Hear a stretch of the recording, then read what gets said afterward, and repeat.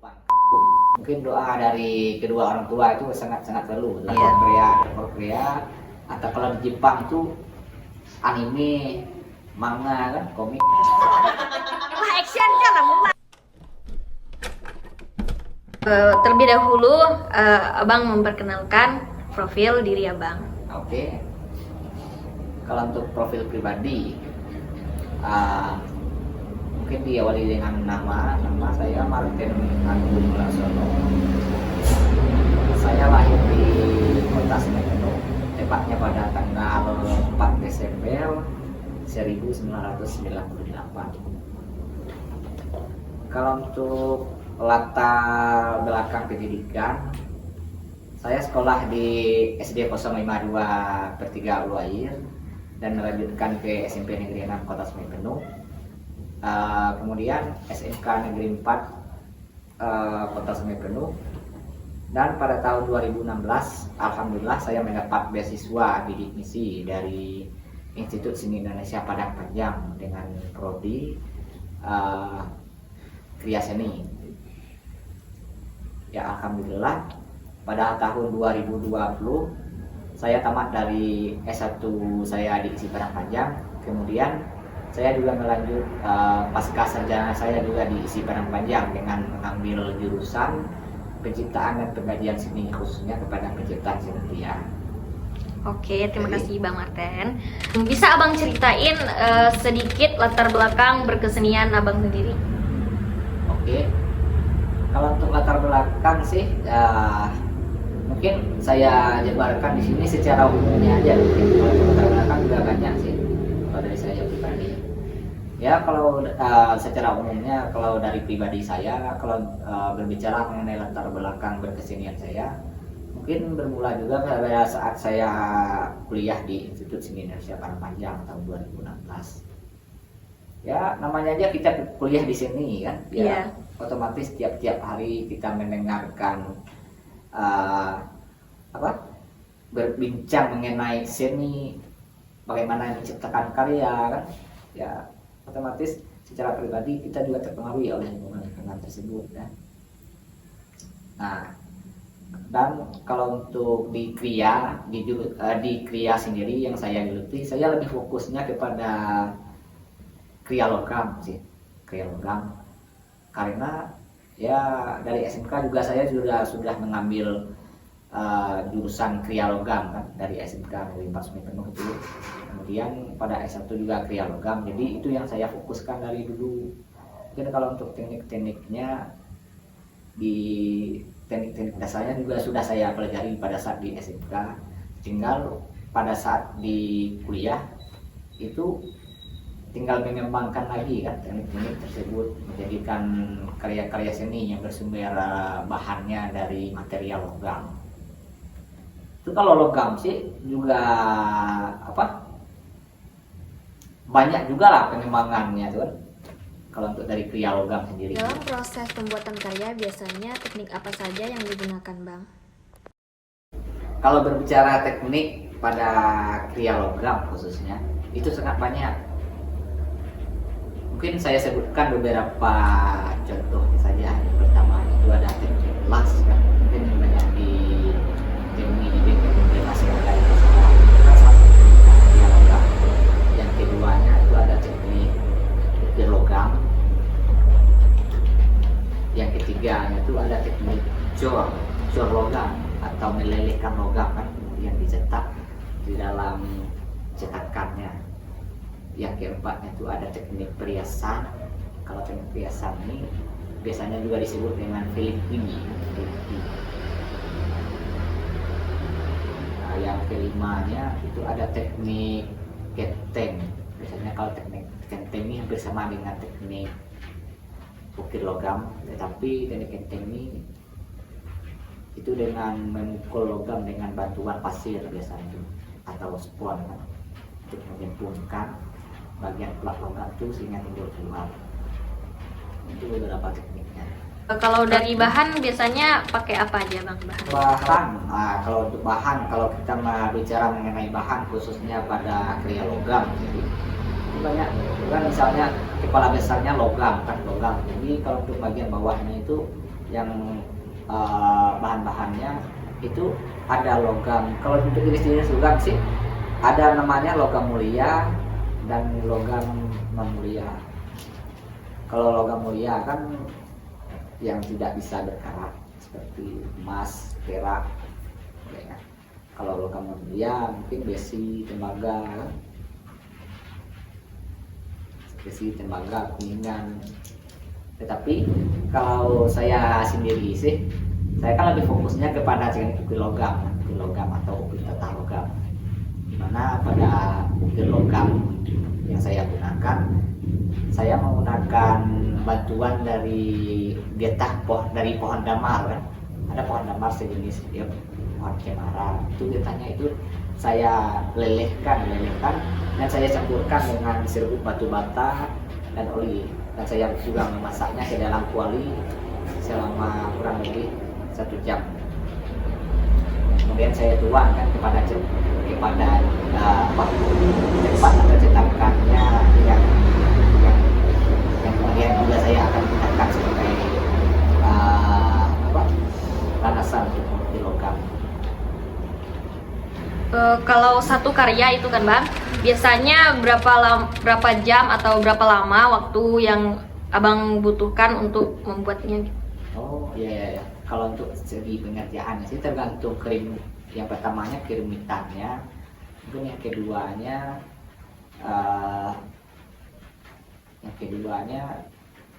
kurang dari karya tersebut, masih dari permintaan juga ya. Kalau misalnya saya kasih aja contohnya, misalnya 1 meter kali 70 cm misalnya ukurannya karya yang saya buat itu.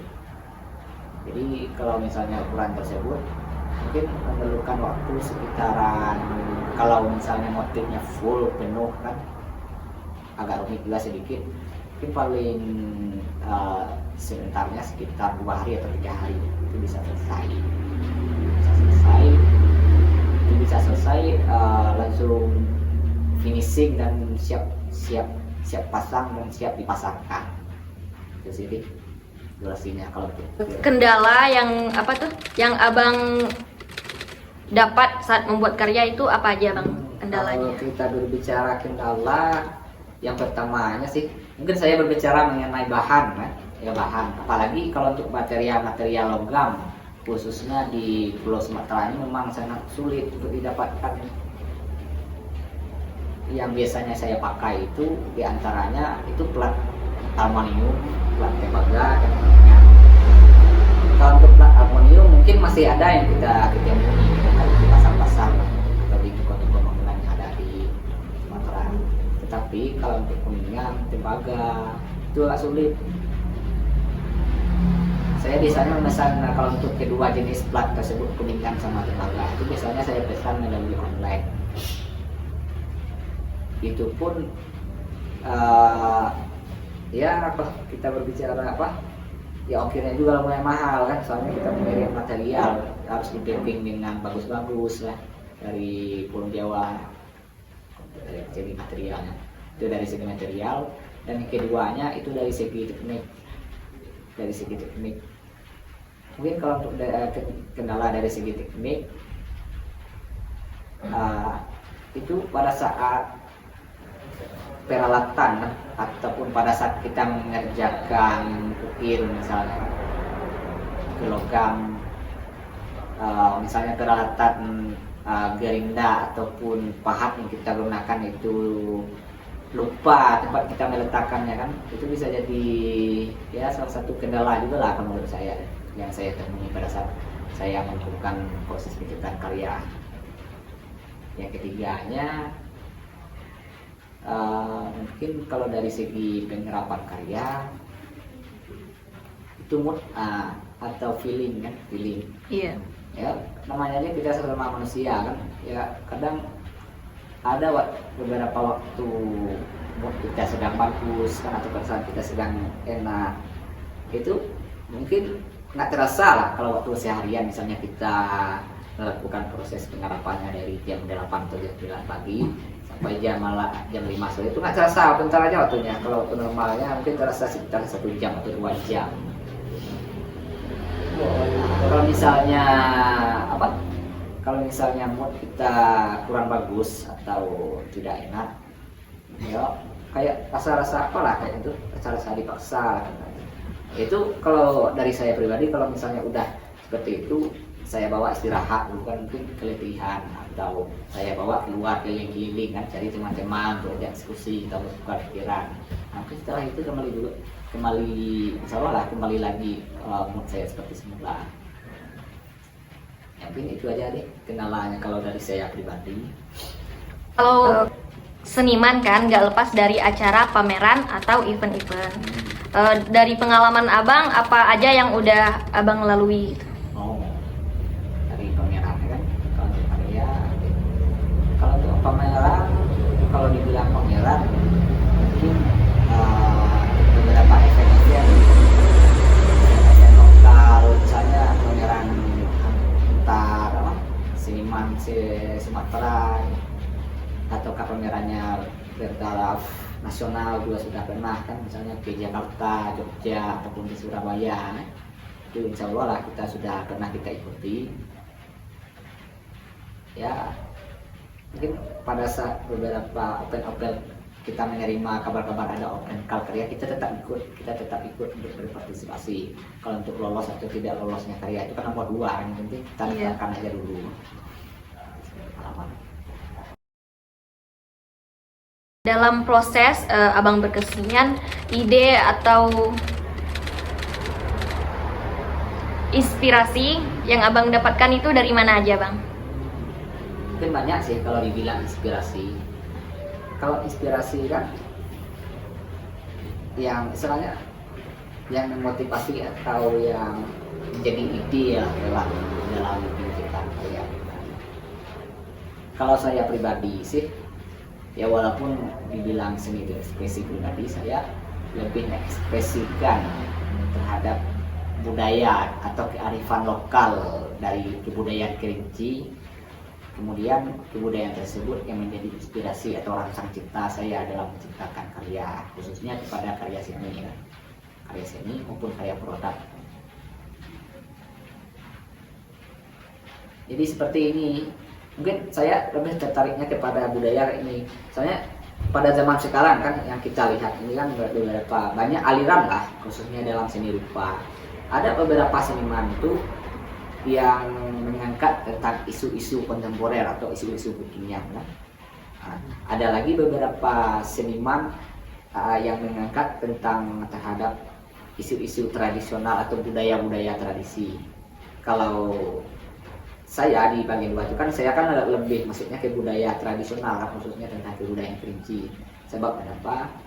Sebab saya merasa gini, soalnya inspirasi dari saya dalam membuat karya itu kan tidak lepas dari pengalaman saya pribadi kan, pengalaman saya pribadi terhadap budaya yang pernah saya lihat, budaya-budaya Kerinci itu telah pernah saya lihat, sehingga budaya tersebut dapat menjadi rasa cipta atau mengenang memori-memori masa lampau kan, yang kemudian saya wujudkan dalam bentuk karya. Soalnya gini, pemikiran saya terhadap budaya tradisional ini dari teman-teman kan, pernah lihat, misalnya saya kasih aja contohnya negara-negara maju di dunia yang masih mempertahankan budaya-budaya tradisionalnya, khususnya kalau di wilayah Asia ini kan kita lihat Jepang, Korea misalnya, negara maju kan. Mereka dengan bangga mereka mengangkat inspirasi penciptaan karyanya, baik itu dalam karya seni rupa, karya film kan, atau sering kalau sekarang kan lagi ini kan drakor kan, drakor Korea, atau kalau di Jepang itu anime, manga kan, komik. Jadi di situ kan walaupun ceritanya fiksi atau ceritanya kontemporer, tetapi mereka tetap memasukkan budaya mereka sendiri dengan PD-nya, mereka memasukkan budaya mereka sendiri. Misalnya di Jepang itu budaya minum teh, atau di Korea itu baju tradisionalnya kan, dengan cerita tradisionalnya yang mereka angkat. Sebab kita tengoklah, mungkin banyak dari kita ini kan, khususnya ya kaum remaja sekarang pengen ke Korea atau pengen ke Jepang kan atau mau berfoto pakai baju Korea. Sebab apa? Nah, sebab itu kan salah satu pengaruhnya. Mereka bangga. Jadi budaya mereka itu dikenal semua orang di dunia nih. Sebab dengan budaya mereka sendiri itu dapat menjadi identitas lokal bagi mereka. Jadi masyarakat juga tahu. Misalnya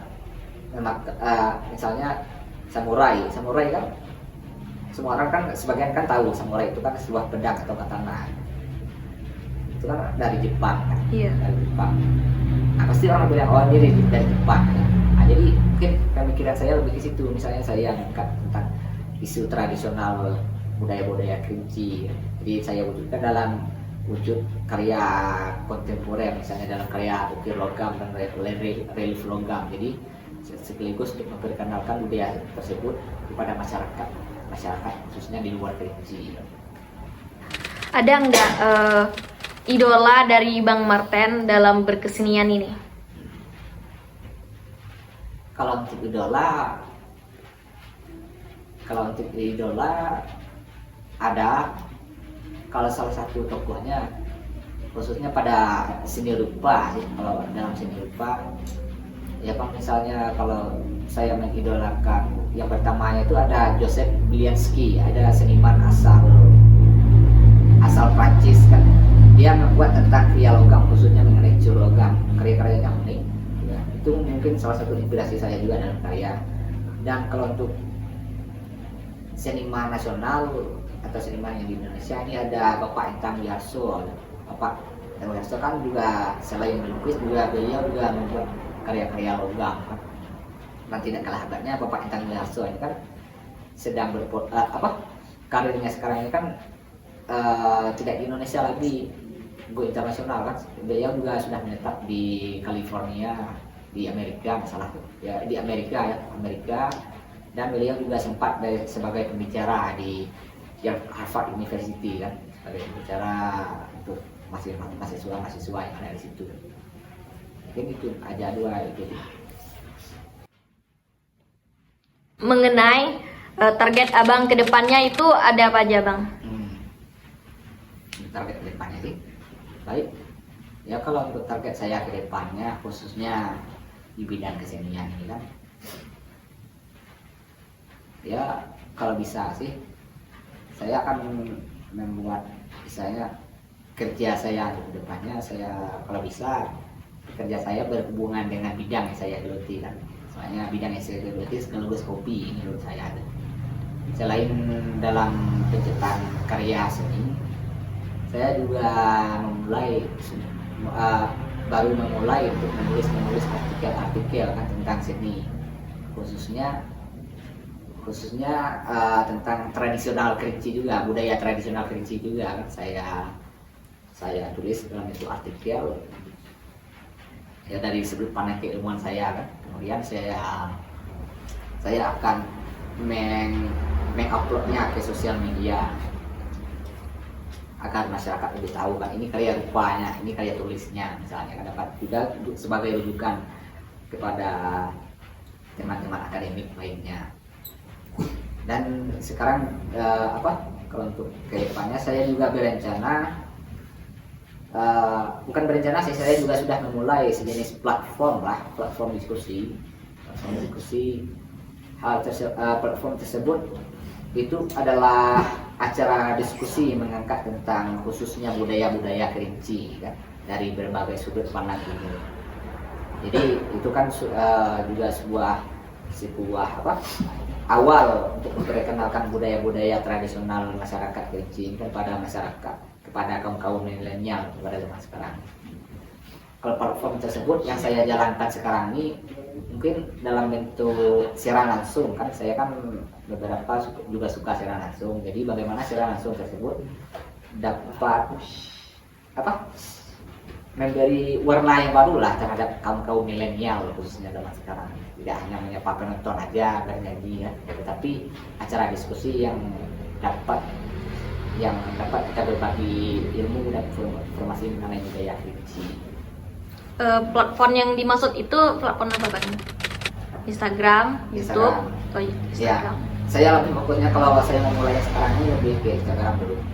Insya Allah kalau untuk kedepannya dari TikTok, YouTube, Facebook saya akan merealisasikan kan, saya menyesuaikan dengan beberapa media sosial lain tentang platform saya.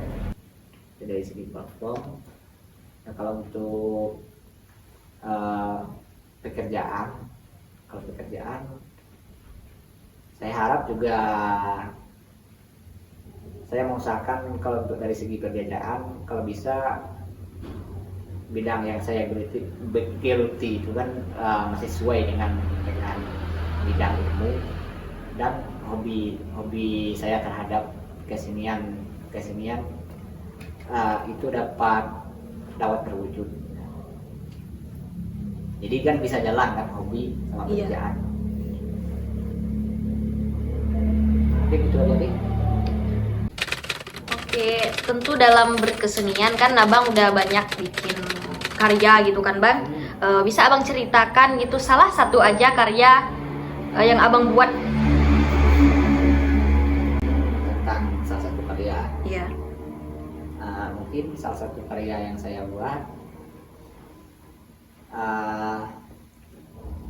itu banyak tuh. Mungkin semua soalnya karya-karya yang saya buat kan sudah saya bilang tadi kan inspirasinya kan dari kebudayaan tradisi, kebudayaan tradisi Kerinci.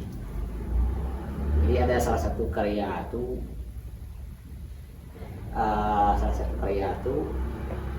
kebetulan karya ini juga hasil penelitian saya selama 1 tahun lebih lah. Itu terkait dengan salah satu ritual kuno yang ada di Kerinci. Ritual tersebut mungkin sudah lama tidak dilaksanakan pada masyarakat zaman sekarang kan. Mungkin beberapa banyak faktor yang menjadi salah satu penyebabnya. Nyatanya mungkin berubahnya pola pikir masyarakat yang seperti harus globalisasi kan. Jadi nama ritual tersebut yaitu ritual Asik Niti Malijai. Ritual Asik Niti Malijai.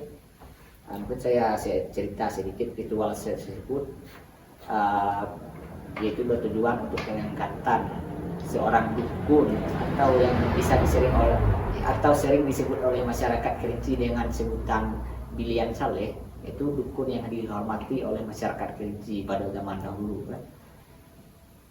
Pada acara tersebut, dukun tersebut harus mengikuti ritual Asik Niti Malijai sebagai puncak tertinggi dari ilmu spiritual dengan melewati beberapa tahapan atau rintangan dalam ritual tersebut, dengan menginjak paku, menginjak kaca, bambu, meniti pedang, mata keris kan, dan juga tahan terhadap api. Jadi pada karya tersebut saya menguraikan mengenai fenomena mistis yang saya rasakan, yang saya lihat pada sekitaran pengalaman pribadi saya kan, pada masa lalu. Kemudian saya ekspresikan kepada karya-karya tersebut. Karya saya kebetulan judulnya yaitu Tari Asik Niti Malijai. Di samping saya menyimbolkan ekspresi dari penari yang menari di atas beberapa pecahan kaca atau benda-benda tajam lainnya kan, saya juga menyampaikan di situ kesan-kesan magis dari ekspresi pribadi saya sendiri. Karya tersebut juga saya buat dengan menggunakan material plat aluminium dan teknik ukur tekan. Jadi kalau untuk segi ukirannya itu ukurannya sekitaran 2 meter 14 kali 1 meter 10. Lumayan besar lah karyanya itu. Sekarang karya tersebut dikoleksi salah satu dari dosen isi Padang Panjang. Oke, itu nih. Ada yang lain? Informasi yang kami dapat itu abang pernah mengajar di sekolah. Bisa abang ceritakan sedikit tentang itu bang? Baik. Kalau untuk pengalaman mengajar itu mungkin tepatnya pada tahun 2020 akhir ya, 2020 akhir. Kebetulan juga saya dapat tawaran untuk menjadi guru seni budaya di salah satu pesantren swasta yang ada di Sumatera Barat. Pada saya juga sebelum saya mengajar, saya juga sudah bercita-cita dari dulu itu bagaimana sih rasanya menjadi seorang guru atau menjadi seorang tenaga pendidik.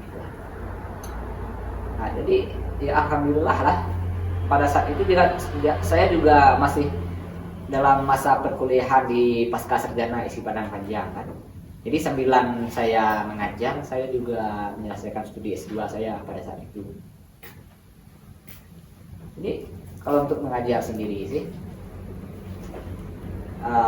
saya juga bagaimana ilmu yang saya dapat, bagaimana saya mengimplementasikannya kepada santri-santri atau kepada siswa-siswi, khususnya tentang ilmu kesenian, seni rupa.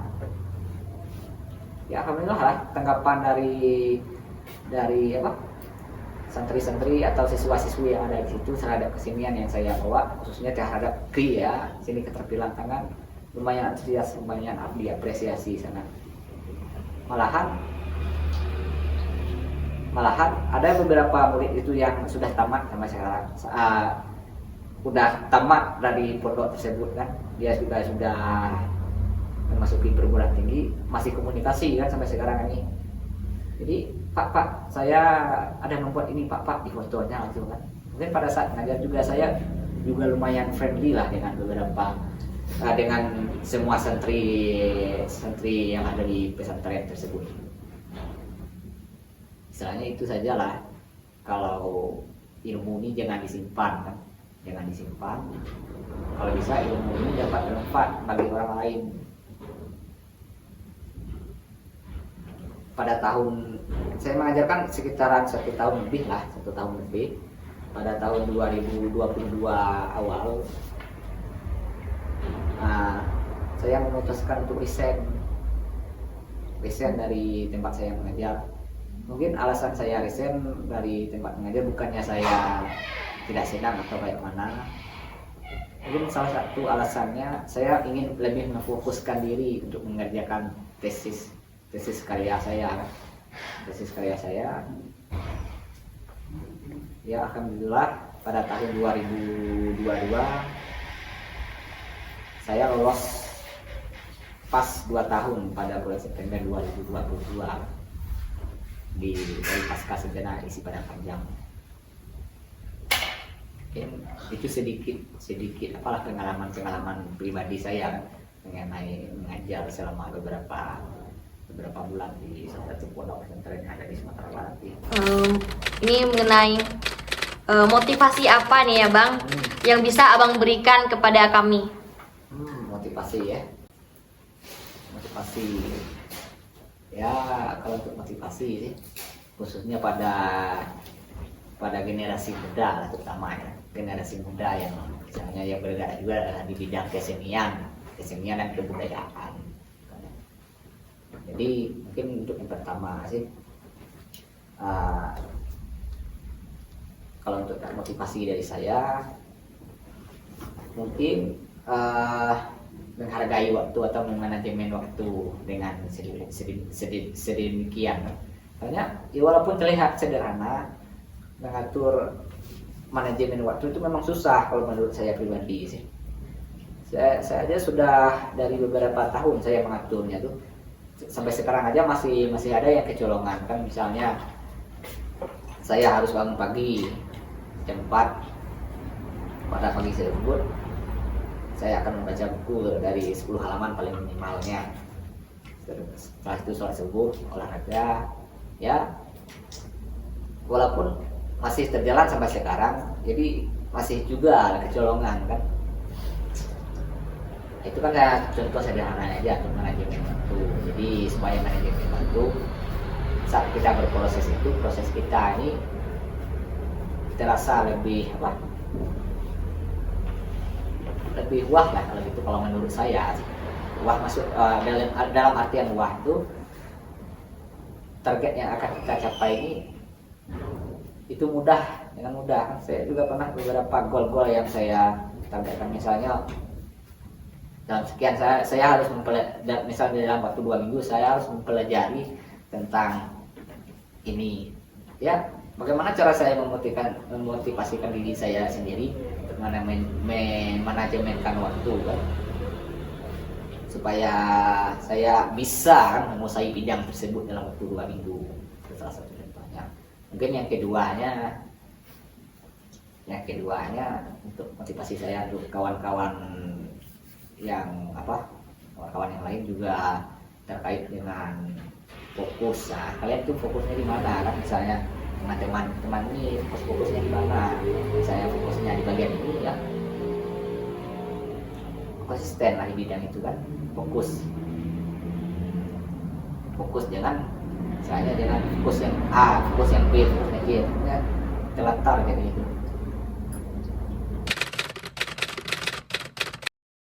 Khususnya untuk kawan-kawan yang masih bergerak di bidang kesenian, mungkin jangan malu untuk mengangkat budaya atau tradisi lokal menjadi sebuah ide dalam menciptakan karya. Ya, Morageo. Morage. 2, 3, bungkus.